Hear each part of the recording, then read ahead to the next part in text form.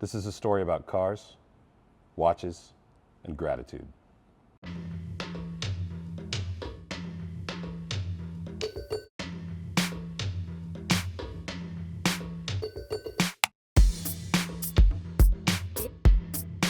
Boom, watch fan.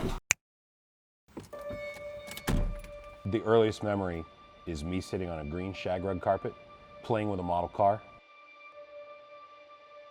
looking up as my father was building another one, and I just thought, wow, this is the most beautiful car I've ever seen. And I had no idea that that memory would probably define almost every single thing I've done.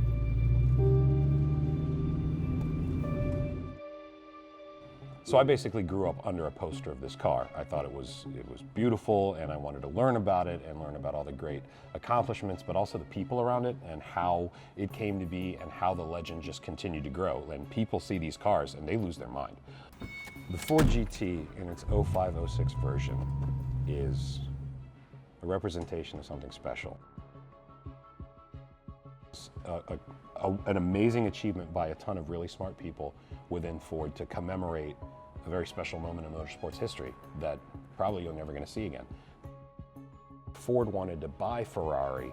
The deal fell through at the end. That's the story. Henry Ford basically said, well, if I can't buy you, I'm going to beat you at your own game. And they just threw money at the problem. They kept throwing money at the problem, and they couldn't get it right. It was fast, but it wasn't reliable. It was fast, but it couldn't last. So it was like, okay, how do we fix this? And when the keys were handed over to Carroll Shelby and Ken Miles, they brought the heat and they got it done. But that story, while it's good, there's a sad part too.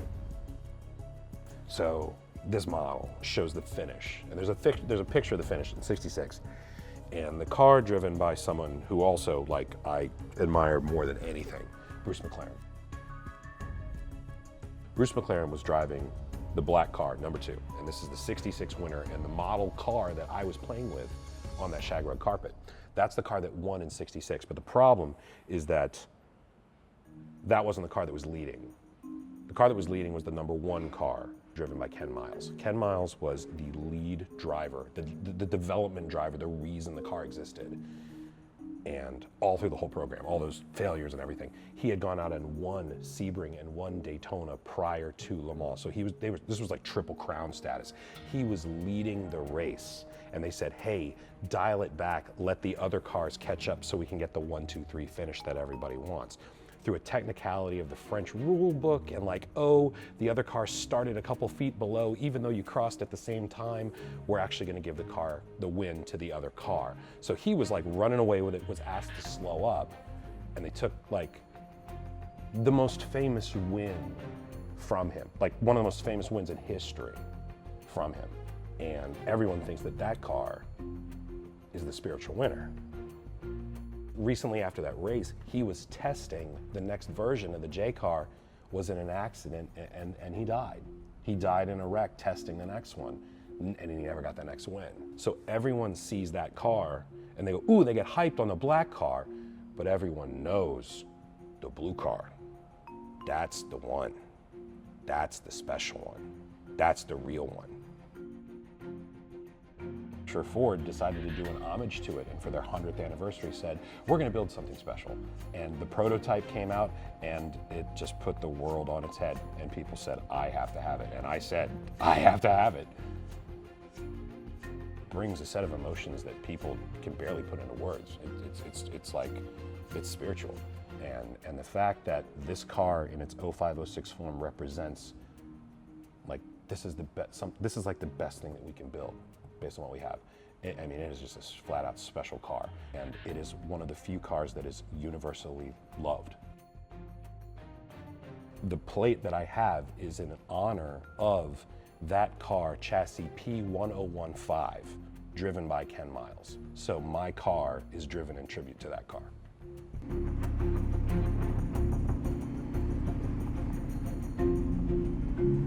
Production cars were only made in 2005 and 2006. Roughly 4,000 of them were made available, and it took me about 10 years to get there. Between myself, my wife Christine, we would just work. And cars were always so special to me. I had a very special car to me, which was a Mark IV Toyota Supra. And people know me for this car. And I said, I will only sell this car if the chance comes to get one other car, and otherwise this is the end. And the Ford GT 2005, 2006 run, like we're talking about, that was the car. Just work and grind and work and grind and try to get better and work and grind, saving away, saving away, saving away all the time. That Super was appreciating as well. So when push came to shove and it was time to go, the market for these GTs was going up. It's one of the few cars that'll appreciate. And believe it or not, Christine was the one that said, if we're gonna go, we need to go now. I was lucky enough to meet some wonderful owners. These are the best people, the best car community you will ever meet. And I reached out and said, I'm a prospective owner. Can I come and visit this maintenance day where it turned out like 18 of these cars all were in the same place. And I could talk to other owners and they welcomed me with open arms. Rarely will you see someone say, come into the club when you don't have a ticket to get in. And these people welcome me in.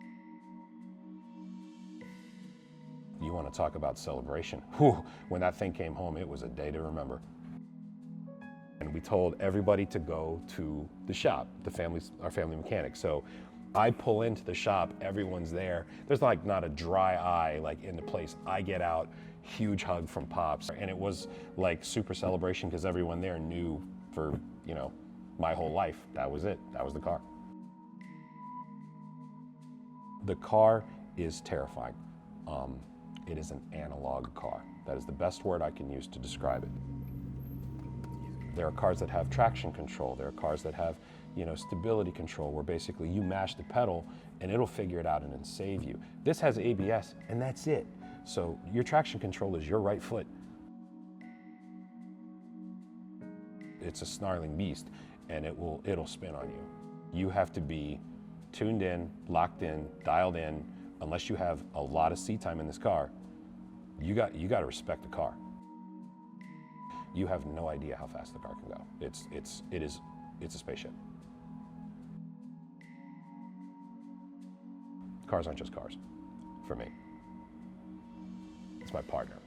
My Supra that I miss dearly was my partner in crime. And this car has a soul as well. I frankly cannot contain myself. I'm so excited. I actually can't even believe I still have it. When I go out in the garage and look at it and sit in it, I'm like, this is mine. Like, I actually own this car. Seeing that my first memory is of this car and my dad, none of this happens. Really, my life goes completely different if that moment doesn't happen. If he doesn't put the poster up and get me the books and take me to the vintage races and like watch the movies and share with me the engineering books and encourage me, none of this happens. I always wanted to do something really special for my dad, to thank him for everything, to show gratitude for this. For me, watches are super important and they represent big moments and something bigger than just a watch. So I was like, why not get him a watch that's special? The reason this one particular watch is special is that the collaboration between Breitling and Curtiss to build this special set of watches spoke to me like, I was like, this is the perfect watch. The P40 Warhawk, made famous by the Flying Tigers in the World War II, is a very special meaning to my father's side of the family. I told you I am from Chinese descent. My father's the first generation born in the States. But the fact that these very famous fighter planes were over in China protecting the Chinese from the Japanese because they didn't have their own air force is something really, really like important and emotional and special to Chinese Americans, especially my dad. So when I saw that they were going to make this watch, I said, I have to have that. I was like, that's it. That's what I want to give my dad.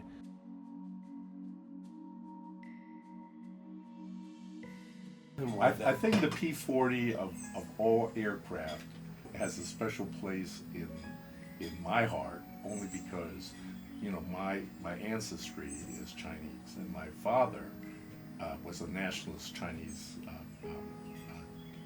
affiliation.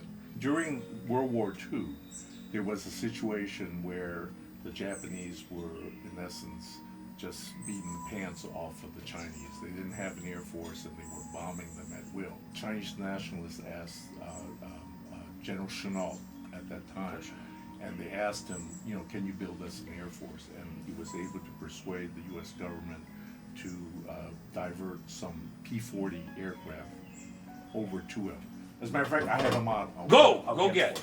Go get! Go get! Go get! Oh, look at these! This is the P40B.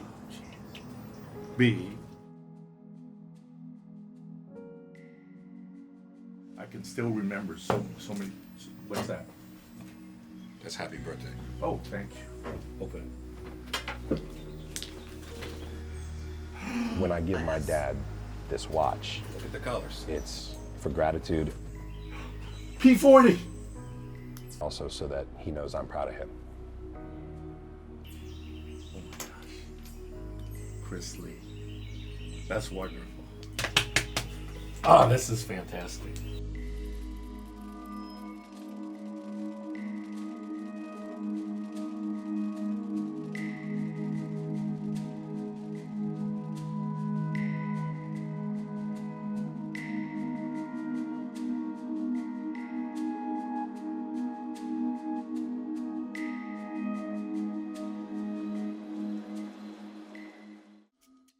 Part of the reason why I think watches are a little bit more important than just, it's not just a hunk of metal. And it's not just like to commemorate something, it's the relationship you're thinking about.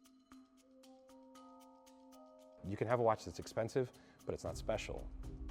Just because it's rare doesn't mean it's special. And like, a special watch is cool.